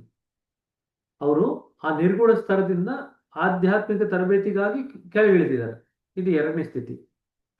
ಪರಾಕಾಷ್ಠೆಯ ಸ್ವಪ್ರಯತ್ನದಿಂದ ಈ ಕಾರ್ಯಕ್ಕೆ ಬೇಕಾಗುವ ಆಧ್ಯಾತ್ಮಿಕ ವಿಕಾಸದ ಮಟ್ಟವನ್ನು ಮುಟ್ಟಿದವನಾಗಲಿ ಆಗಿದ್ದರೆ ಎಂದು ಬಾಧಕವಾಗಲಾರದು. ಪರಾಕಾಷ್ಠೆಯ ಸ್ವಪ್ರಯತ್ನದಿಂದ ಅಂದ್ರೆ ನೋಡಿ, ಸ್ವಪ್ರಯತ್ನ ಕೂಡ ಬೇಕು ಅಂತ ಹೇಳ್ತಿದ್ದಾರೆ. ಪರಾಕಾಷ್ಠೆವರೆಗೂ ಹೋಗ್ಬೇಕಾದ್ರೆ ತಕ್ಕಮಟ್ಟಿಗೆ ಎಫರ್ಟು ಬೇಕು. ಸ್ವಪ್ರಯತ್ನದಿಂದ ಈ ಕಾರ್ಯಕ್ಕೆ ಬೇಕಾಗುವ, ಯಾವ ಕಾರ್ಯಕ್ಕೆ? ಪರಾಕಾಷ್ಠೆಯಲ್ಲಿ ಐಕ್ಯತೆ ಹೊಂದಬೇಕಕ್ಕೆ ಬೇಕಾಗುವ ಆಧ್ಯಾತ್ಮಿಕ ವಿಕಾಸದ ಮಟ್ಟವನ್ನು ಮುಟ್ಟಿದವನಾಗಲಿ. ಈ ಮೂರೂ ಕಂಡೀಷನ್ ಇತ್ತು ಅಂತಂದ್ರೆ ಅಂಥವನಿಗೆ ಇದು ಯಾವುದೇ ರೀತಿಯಾದಂಥ ಬಾಧಕ ಏನಿಲ್ಲ. ಆರಾಮಾಗಿ ಇದು ಎರಡೇ ಸ್ಟೆಪ್ ಹೊರಟೋಗ್ತಾರೆ ಮೂಲಕ್ಕೆ. ನಾನು ನಮ್ಮ ಸಮರ್ಥ ಗುರುಗಳಾದ ಫತೇಗಢದ ಮಹಾತ್ಮ ರಾಮಚಂದ್ರಜಿಯವರ ಹೆಸರನ್ನು ತೆಗೆದುಕೊಳ್ಳುವನು. ಈ ಮಾತು ಶೀಘ್ರದಲ್ಲಿಯೇ ಬೆಳಕಿಗೆ ಬರುವುದಲ್ಲದೆ ಜಗತ್ತು ಅವರನ್ನು ಎಂದೆಂದಿಗೂ ಸ್ಮರಿಸುವಂತ ಕಾಲ ಬರುವುದು. ನೋಡಿ ಹಾಗಿದೆ. ಲಾಲಾಜಿಯವರಿಗೆ ಈ ಮೂರು ಕಂಡೀಷನ್ ಇತ್ತು. ಅಲ್ಲಿಗೆ ಬಾಬುಜಿಯವರು ಲಾಲಾಜಿಯವರು ಎಲ್ಲಿಂದ ಹೇಳಿ ಬಂದಿದ್ರು ಅಂತ ಹೇಳ್ತಾ ಇದ್ದಾರೆ, ಒಂದು ಕ್ಲೂ ಕೊಡ್ತಾ ಇದ್ದಾರೆ. ಧ್ಯೇಯ ವ್ಯಕ್ತಿಯು ಅಸಾಧಾರಣ ಯೋಗ್ಯತೆ ಇತ್ತು, ಲಾಲಾಜಿಯವರಿಗಿತ್ತು. ಅದಕ್ಕೆ ಲಾಲಾಜಿಯವರು ಕೇವಲ 7 ತಿಂಗಳುಗಳಲ್ಲಿ ಪರಿಪೂರ್ಣತೆಯನ್ನು ಕಂಡುಕೊಂಡ್ರು ಅಂತ ನಾವು ಓದಿದ್ವಿ. 7 ತಿಂಗಳು. ಮಾನವನ ಇತಿಹಾಸದಲ್ಲಿ 7 ತಿಂಗಳಲ್ಲಿ ಪರಿಪೂರ್ಣತೆಯನ್ನು ಕಂಡುಕೊಂಡವರು ಯಾರೂ ಇಲ್ಲ, ಲಾಲಾಜಿ ಒಬ್ಬರೇ. ಹಾಗಾದ್ರೆ ಈ ಲಾಲಾಜಿ ಕಂಡಿಡ್ಕೊಳ್ಳಿಕ್ಕೆ ಹ್ಯಾಕ್ ಸಾಧ್ಯ ಆಯ್ತು? ಅದನ್ನು ಸಾಧನೆ ಮಾಡ್ಲಿಕ್ಕೆ ಹ್ಯಾಕ್ ಸಾಧ್ಯ ಆಯ್ತು? ಅಸಾಧಾರಣ ಯೋಗ್ಯತೆ ಇತ್ತು ಅವರಿಗೆ, ಮೊದಲನೇದು. ಎರಡನೇದು, ನಿರ್ಗುಣ ಸ್ತರದಿಂದ ಬಂದಿದ್ದರವರು. ನಿರ್ಗುಣ ಸ್ಥಳದಿಂದ ಕೆಳಗಿಳಿದವನ ಆಗಿದ್ದಾರೆ. ಆಧ್ಯಾತ್ಮಿಕ ತರಬೇತಿಗಾಗಿ ನಿರ್ಗುಣ ಸ್ತರದಿಂದ ಕೆಳಗಿಳಿದವನ ಆಗಿದ್ದಾರೆ. ಇದು ಲಾಲಾಜಿಯವರು ಎರಡನೇ ಕ್ರೈಟೀರಿಯಾ. ಮೂರನೇ ಕ್ರೈಟೀರಿಯಾ, ಪರಾಕಾಷ್ಠೆಯ ಸ್ವಪ್ರಯತ್ನದಿಂದ ಆ ಕಾರ್ಯಕ್ಕೆ ಬೇಕಾಗುವ ಆಧ್ಯಾತ್ಮಿಕ ವಿಕಾಸವನ್ನು ಮಟ್ಟವನ್ನು ಮುಟ್ಟಿದವನ ಆಗಿದ್ದಾರೆ. ಲಾಲಾಜಿಯವರು ಹಿಂದಿನ ಜನ್ಮದಲ್ಲಿ ಎಷ್ಟು ಸ್ವಪ್ರಯತ್ನ ಮಾಡಿ ಎಷ್ಟು ಮಟ್ಟಿಗೆ ಉನ್ನತ ಸ್ತರಕ್ಕೆ ಹೋಗಿರ್ತಾರೆ ಅಂತಂದ್ರೆ, ಮುಂದಿನ ಜನ್ಮ ಕೇವಲ ಒಂದೇ ಜನ್ಮ ಸಾಕಾಗುತ್ತೆ. ಆ ಜನ್ಮದಲ್ಲೂ ಕೂಡ ಅವರಿಗೆ ಸಂಸ್ಕಾರಗಳು ಪೂರ್ತಿ ಇರಲ್ಲ. ಅವರು ಬಾಬೂಜಿಯವರ ಸಂಸ್ಕಾರಗಳೆಲ್ಲ ತಗೊಳ್ತಾರೆ ಅದನ್ನ ಖಾಲಿ ಮಾಡ್ಲಿಕ್ಕೆ. ನೋಡ್ರಿ, ಅವ್ರ ಸಂಸ್ಕಾರ ಎಷ್ಟಿತ್ತು, ಬಾಬೂಜಿಯವರ ಸಂಸ್ಕಾರ ತಗೊಂಡು ಅವ್ರ ಜೀವನ ಮಾಡ್ತಾರೆ. ಸೊ ಈ ರೀತಿಯಾಗಿ, ಸೊ ಅದು ಮೂರನೇದು. ಅವ್ರಿಗೆ ಆ ರೀತಿಯಾದಂಥ ಆಧ್ಯಾತ್ಮಿಕ ಸ್ವಪ್ರಯತ್ನದಿಂದ ಬಂದಿರತಕ್ಕಂಥ ಆಧ್ಯಾತ್ಮಿಕ ವಿಕಾಸದ ಮಟ್ಟವನ್ನು ಮುಟ್ಟಿದವರಾಗಿದ್ರು. ಈ ಮೂರು ಕ್ರೈಟೀರಿಯಾ ಕೇವಲ ಲಾಲಾಜಿಯವರಿಗೆ ಅಪ್ಲೈ ಆಗುತ್ತೆ. ಅಂಥವ್ರಿಗೆ ಸಹಜ ಮಾರ್ಗ ನೋಡಿ, ಅವರು ಆ ದೃಷ್ಟಿಕೋನ ಇಟ್ಕೊಂಡು ಸಹಜ ಮಾರ್ಗವನ್ನು ನಿರ್ಮಾಣ ಮಾಡಿದ್ರು. ನೋಡಪ್ಪ, ಹಿಂಗ್ ಮಾಡಿ ಅಭ್ಯಾಸ ಹಿಂಗಾಗತ್ತೆ ನಿಮ್ಗೆ ಅಂತ. ನಮ್ಗೆಲ್ರಿಗೂ ಕೂಡ ಕಷ್ಟ ಆಗತ್ತೆ ಅಂತ ನಾವು ಯೋಚನೆ ಮಾಡಿದ್ರೆ ಕಷ್ಟವನ್ನು ನಾವೇ ನಿರ್ಮಾಣ ಮಾಡ್ಕೊಂಡಂಗಾಯ್ತು ಸಂಕಲ್ಪ ಶಕ್ತಿಯಿಂದ. ಅದ್ರ ಬದಲಿಗೆ ಲಾಲಾಜಿಯವ್ರಿಗೆ ಆಯ್ತು ಅಂತಂದ್ರೆ ನಮಗೆ ಯಾಕೆ ಆಗ್ಬಾರ್ದು? ಲಾಲಾಜಿಯವ್ರಿಗೆ ಸ್ವಪ್ರಯತ್ನದಿಂದ ಮಾಡಿದ್ರು, ನಮ್ಗೆ ಲಾಲಾಜಿಯವ್ರ ಬೆಂಬಲ ಇದೆಯಲ್ಲ, ಬಾಬೂಜಿಯವ್ರ ಬೆಂಬಲ ಇದೆ, ದಾಜಿಯವ್ರ ಬೆಂಬಲ ಇದೆ, ಯಾಕೆ ಆಗ್ಬಾರ್ದು ನಮ್ಗೆ ಗುರುಗಳ ಬೆಂಬಲದಿಂದ ಅಂತ ನಾವು ಯೋಚನೆ ಮಾಡ್ತು ಅಂತಂದ್ರೆ, ನಮ್ಮ ಸಂಕಲ್ಪ ಶಕ್ತಿನ ಆ ರೀತಿ ಉಪಯೋಗಿಸ್ತು ಅಂತಂದ್ರೆ ನಮ್ಗೆ ಅದರಿಂದ ಲಾಭವಾಗುತ್ತೆ. ಸರಿನಾ? ಈಗ ಲಾಲಾಜಿಯವ್ರ ಬಗ್ಗೆ ಬರೀತಾರೆ, ಅವರು ನಿಸರ್ಗದೊಡನೆ ಸಂಪೂರ್ಣವಾಗಿ ಸಮರಸರಾಗಿದ್ದರು. ಇಂಥ ಮಹಾತ್ಮನ ಮೇಲೆ ಧ್ಯಾನ ಮಾಡಿದ್ದಾದರೆ ನಾವು ಅರಸುತ್ತಿರುವ ವಸ್ತುವು ತಾನಾಗಿಯೇ ದೊರಕುವುದು. ರೇಖಾಗಣಿತ ಪ್ರಕಾರ ಆವು ಬಾಗೆ ಸಮಾನವಾಗಿದ್ದು ಕಾವು ಆಗೆ ಸಮಾನವಾದರೆ ಅದು ಬಾದೊಂದಿಗೆ ಸಮವಾದಂತೆ. So A is equal to B, B is equal to C ಅಂತ ಆಯ್ತು ಅಂತಂದ್ರೆ A is equal to C. ಸರಿ. ಇಂಥ ಗುರುವನ್ನು ನಿಮ್ಮ ಮಾರ್ಗದರ್ಶಿಯಾಗಿ ಪಡೆದುದಾದರೆ ಜೀವನದ ಸಮಸ್ಯೆಯು ಸಹಜವಾಗಿ ಪರಿಹಾರವಾಗುವುದು. ಇದಕ್ಕೊಂದು ಉದಾಹರಣೆಯನ್ನು ಕೊಡುವನು. ಅರ್ಜುನನು ಶ್ರೀಕೃಷ್ಣನನ್ನು ಕುರಿತು, ನಿನ್ನನ್ನು ಪೂಜಿಸುವವರು ಮತ್ತು ಅವ್ಯಕ್ತವನ್ನು ಪೂಜಿಸುವವರು ಇವರಲ್ಲಿ ಯಾರು ಶ್ರೇಷ್ಠ ಯೋಗಿಗಳು ಎಂದು ಕೇಳಿದನು. ಶ್ರೀಕೃಷ್ಣನು ಹೇಳಿದನು, ಯಾರು ನನ್ನನ್ನು ಅತ್ಯಂತ ಶ್ರದ್ಧೆಯಿಂದ ಸತತವಾಗಿ ಪೂಜಿಸುವರೋ ಅವರೇ ಶ್ರೇಷ್ಠ ಯೋಗಿಗಳು. ಸರ್ವಶಕ್ತನು, ಸರ್ವವ್ಯಾಪಿಯು, ಸರ್ವಜ್ಞನೂ ಆದ ಅವ್ಯಕ್ತ ಕೇವಲವನ್ನು ಆಶ್ರಯಿಸಿ ಪೂಜಿಸುವವರು ಪರಿಶ್ರಮ ಹೆಚ್ಚಿನದಾಗಿದೆ.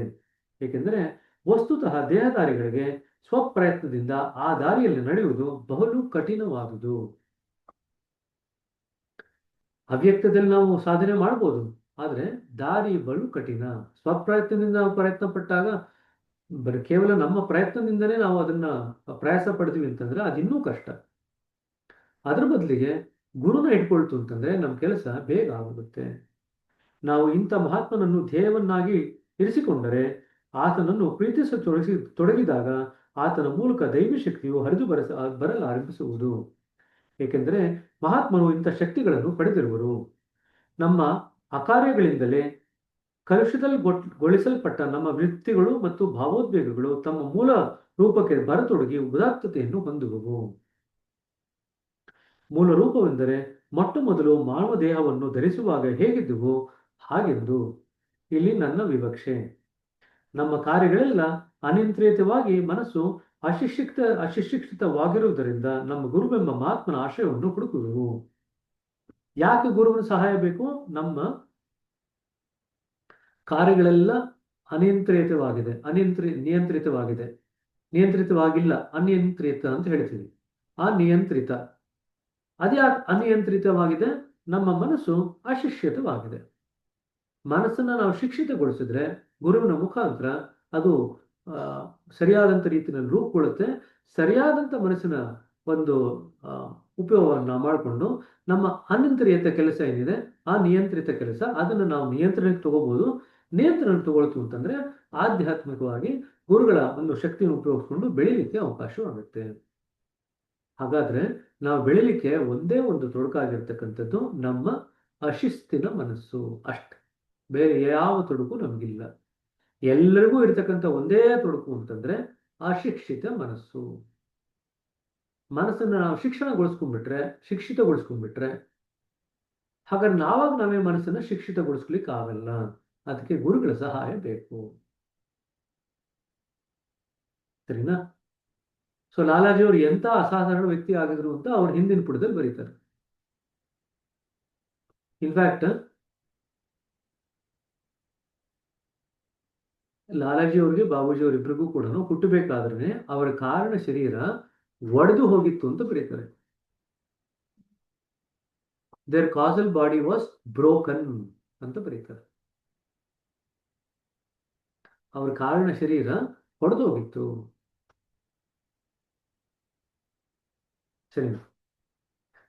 ಸರಿ, ಇಲ್ಲಿಗೆ ನಿಲ್ಸೋಣಂತೆ. ನಾ ಇನ್ನು ನೆನ್ನೆದ ರೆಕಾರ್ಡಿಂಗ್ ಇನ್ನೂ ಹಾಕಿಲ್ಲ. ನೆನ್ನೆದ ರೆಕಾರ್ಡಿಂಗು ಇವತ್ತಿನ ರೆಕಾರ್ಡಿಂಗು ಎರಡು ಹಾಕ್ತೀನಿ. ಸೊ ದಯವಿಟ್ಟು ಅದನ್ನ ನೋಡ್ಕೊಳ್ರಿ.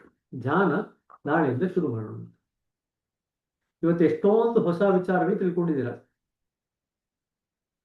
ಅದನ್ನೆಲ್ಲ ಹೇಗೆ ಅಭ್ಯಾಸ ಮಾಡ್ಕೊಳ್ಳೋದು, ಕಾರ್ಯಗತ ಮಾಡ್ಕೊಳ್ಳೋದು, ಅದರ ಬಗ್ಗೆ ದಯವಿಟ್ಟು ಯೋಚನೆ ಮಾಡ್ರಿ. ತುಂಬಾ ಹೊಸ ಇದು ಪ್ರಾಯಶಃ ಎಲ್ಲರೂ ಈ ಪುಸ್ತಕ ಓದಿರ್ತೀರ, ಸುಮಾರು ಸತಿ ಮುಂಚೆ ಓದಿದ್ದೀರ. ಆದ್ರೆ ಅದ್ರಲ್ಲಿರ್ತಕ್ಕಂಥ ಎಷ್ಟೊಂದು ಸೂಕ್ಷ್ಮ ವಿಚಾರಗಳು ಪ್ರಾಯಶಃ ಮೊದಲ ಬಾರಿಗೆ ಮನಸ್ಸಿಗೆ ಗೊತ್ತಾಗ್ತಾ ಇರುತ್ತೆ. ಓ, ಇಷ್ಟೆಲ್ಲ ಆಗತ್ತೆ ಅಂತ. ಸೊ ದಯವಿಟ್ಟು ಅದ್ರ ಬಗ್ಗೆ ಸ್ವಲ್ಪ ಮಟ್ಟಿಗೆ ಮೆಲ್ಕ್ ಹಾಕಿ ಅದನ್ನ ಜೀವನದಲ್ಲಿ ಹೇಗೆ ಅಳವಡಿಸ್ಕೊಳ್ಳೋದು ಅನ್ನೋದ್ರ ಬಗ್ಗೆ ದಯವಿಟ್ಟು ಗಮನ ಕೊಟ್ರಿ. ಸರಿನಾ? ಕಾರಣ ಶರೀರ ಒಡೆದೋಗಿತ್ತು ಅಂದ್ರೆ ಯಾವ ತರ ಅದು ಚಿಂತೆ ಮಾಡ್ಬಿಟ್ಟು, ಅದು ಇವಾಗಲ್ಲ. ನಾನು ನಿಮ್ಗೆ ಹೇಳಿದೆ ಅಷ್ಟೇ, ಹುಟ್ಟಬೇಕಾದ್ರೆ ಅವ್ರ ಸ್ಥಿತಿ ಹೇಗಿತ್ತು ಅಂತ. ಅದು ಆ ಸ್ಥಳಕ್ಕೆ ಬಂದಾಗ ಯೋಚನೆ ಮಾಡೋಣಂತೆ, ಏನಾಗಿರುತ್ತೆ, ಹೇಗಾಗಿರುತ್ತೆ. ಅದೆಲ್ಲ ನೀವು ಪ್ರಶಿಕ್ಷಕರ ಟ್ರೈನಿಂಗ್ ಎಲ್ಲ ಮುಗಿಸ್ಕೊಂಡು ಬಂದ್ರಿ, ಆಮೇಲೆ ಅದನ್ನ ಮಾತಾಡೋದು. ಬ್ರದರ್, 7ನೇ ರೆಕಾರ್ಡಿಂಗ್ ಬಂದಿಲ್ಲ. 7ನೇ ರೆಕಾರ್ಡಿಂಗ್? ಹೌದು, ಬಂದಿಲ್ಲ. ಅದು 385ರಿಂದ ಧ್ಯಾನಕ್ಕೆ ಪೂರ್ವ ಪೀಠಿಕೆಗಳು, ಪ್ರಾರ್ಥನೆ, ಅದು ಯಾವುದು ಬಂದಿಲ್ಲ.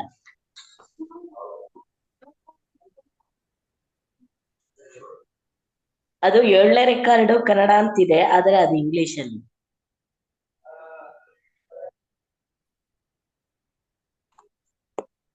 ಆಯ್ತು. ಸರ್ ಹಾಗೆ ಪುಸ್ತಕದ ಹೆಸರು ಹೇಳ್ಬಿಟ್ರೆ ಒಳ್ಳೇದು ಅನ್ಸುತ್ತೆ. ಯಾವ್ದ್ರಿ? ಶ್ರೀರಾಮಚಂದ್ರ ಸಮಗ್ರ ಕೃತಿಗಳು ಪೇಜ್ ನಂಬರ್ 144 ಅಂತ ಹಾಕ್ಬಿಟ್ರೆ ಆಯ್ತು, ಆರಾಮಾಗಿ ಎಲ್ರಿಗೂ ಸಿಗ್ಬಿಡ್ತದೆ. ಸರಿ. ಇದು Yes, sir. Thank you. ಇದರ ಒದ್ದಾಡ್ತಾ ಇದೀವಿ ನಾವು, ಈ ತಾರೀಕು ಆ ತಾರೀಕು ಅಂತ.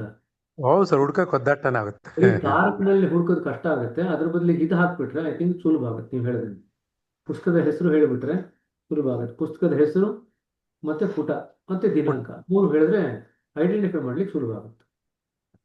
Thank you. ಸರಿ.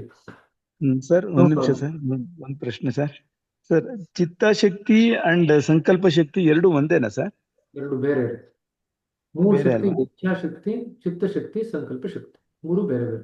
ಸಂಕಲ್ಪ ಶಕ್ತಿ, ಇಚ್ಛಾಶಕ್ತಿ, ಆಮೇಲೆ ಚಿತ್ತಾಶಕ್ತಿ, ಸಂಕಲ್ಪ ಶಕ್ತಿ, ಇಚ್ಛಾಶಕ್ತಿ. ಓಕೆ. ನೋಡಿ, ನಾವು ನಿನ್ನೆ ಇಂಗ್ಲಿಷ್ ನಲ್ಲಿ ಓದ್ತಾ ಇದ್ವಿ, ಅದನ್ನೇ ಕರೆಸ್ಪಾಂಡಿಂಗ್ ಆಗಿ ಇಂಗ್ಲಿಷ್ ನಲ್ಲಿ ಚಿತ್ತಶಕ್ತಿ ಅಂತ ಉಪಯೋಗಿಸಿಲ್ಲ. ಹೌದು ಸರ್, ಅದು ಸ್ವಲ್ಪ ಕನ್ಫ್ಯೂಷನ್ ಆಗ್ತಾ ಇದೆ ಸರ್. ಟ್ರಾನ್ಸ್ಲೇಷನ್ ಮಾಡ್ಬೇಕಾದ್ರೆ ಎಷ್ಟೆಲ್ಲ ತೊಡಕಾಗುತ್ತೆ ಅಂತ ನೋಡ್ರಿ. ಕನ್ನಡದ ಏನು ಹೌದು. ಟ್ರಾನ್ಸ್ಲೇಷನ್ ಇದೆಯಲ್ಲ, ಇದು ನೇರವಾಗಿ ಉರ್ದುವಿಂದ ಟ್ರಾನ್ಸ್ಲೇಟ್ ಮಾಡಿರೋದು. ಹೌದಾ?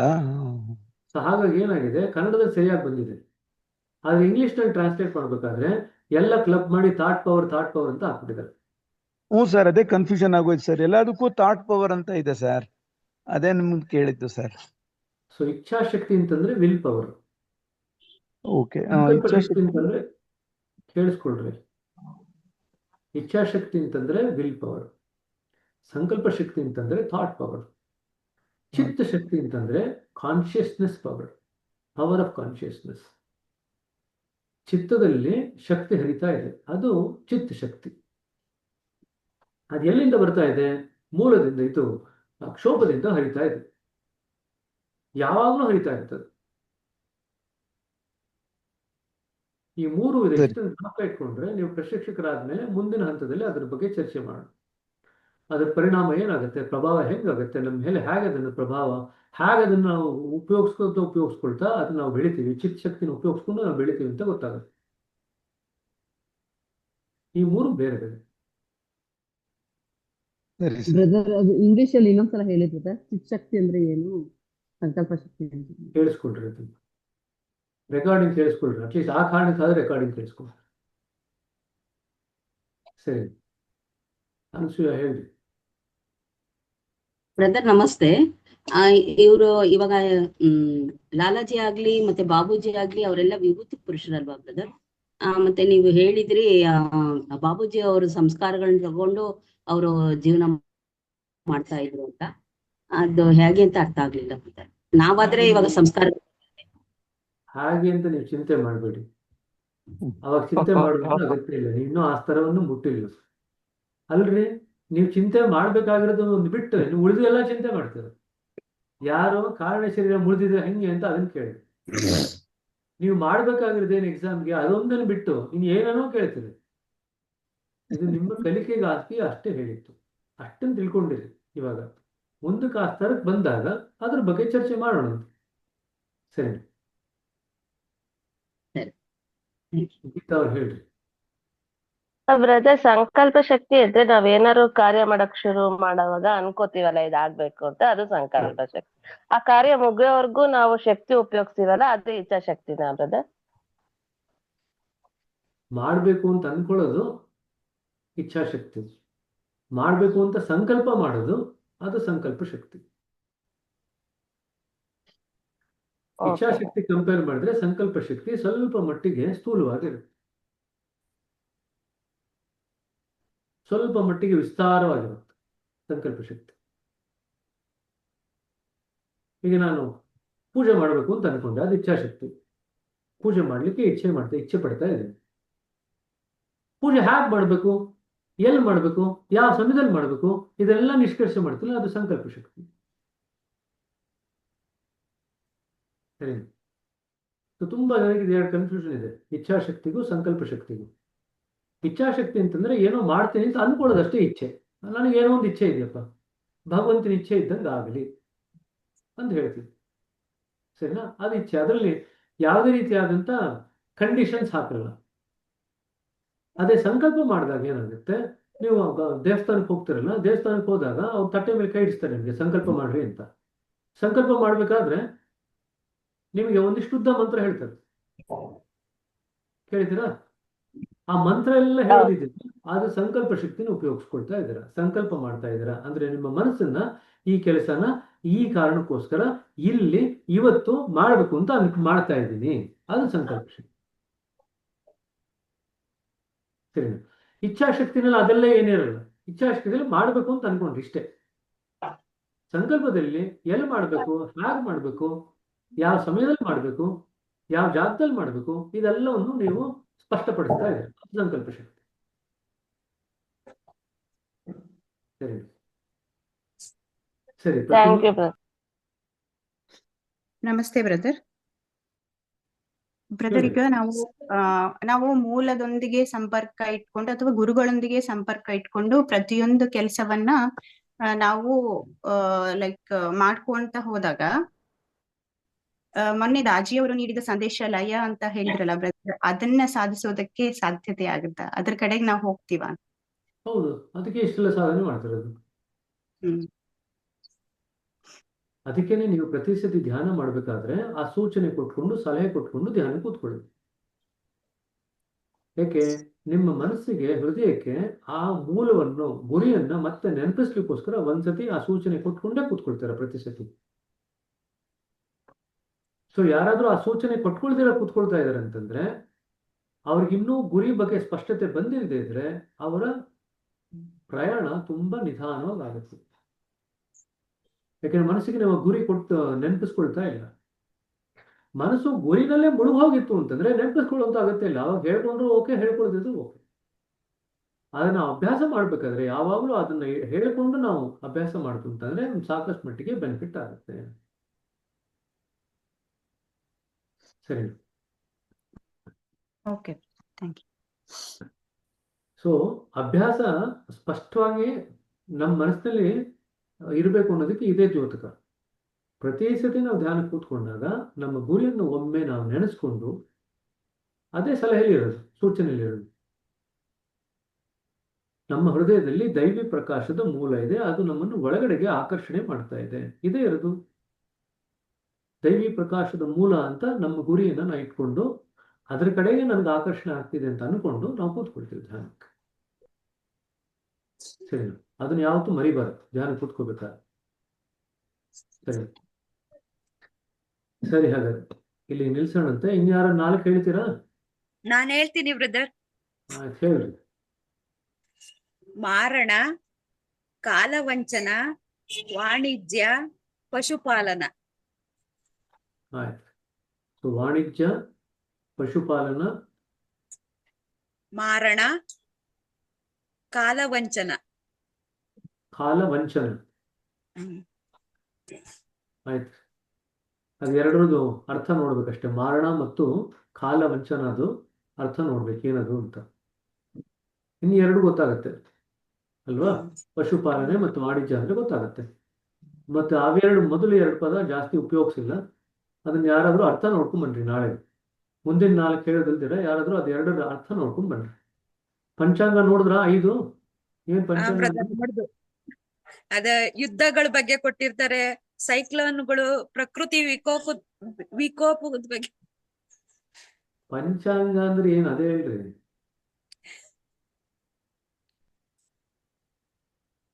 ದಿನ, ವಾರ, ನಕ್ಷತ್ರ, ರಾಶಿ ಅಲ್ಲ, ತಪ್ಪು. ಯಾರು ಕರೆಕ್ಟಾಗಿ ನೋಡಿಲ್ಲ ಅದಕ್ಕೆ. ಪಂಚಾಂಗ ಅಂದ್ರೆ ಏನು ಅಂತ. ಪಂಚಾಂಗ ಅಂತಂದ್ರೆ ಪಂಚ ಅಂಗ.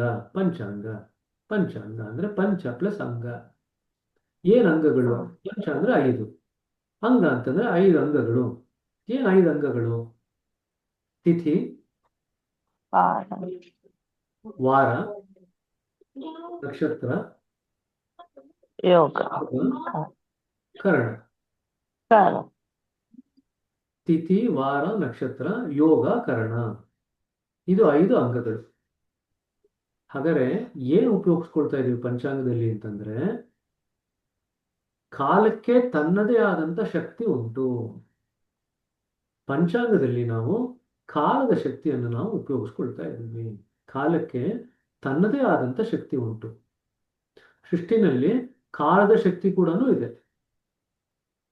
ಪಂಚಾಂಗ ಯಾಕೆ ನೋಡ್ತೀವಿ ಅಂತಂದ್ರೆ, ಆ ಕಾಲದ ಶಕ್ತಿಯನ್ನು ನಮ್ಮ ಜೀವನಕ್ಕೆ ಉಪಯೋಗಿಸ್ಕೊಳ್ಲಿಕ್ಕೋಸ್ಕರ ನಾವು ಪಂಚಾಂಗನ ನೋಡ್ತೀವಿ.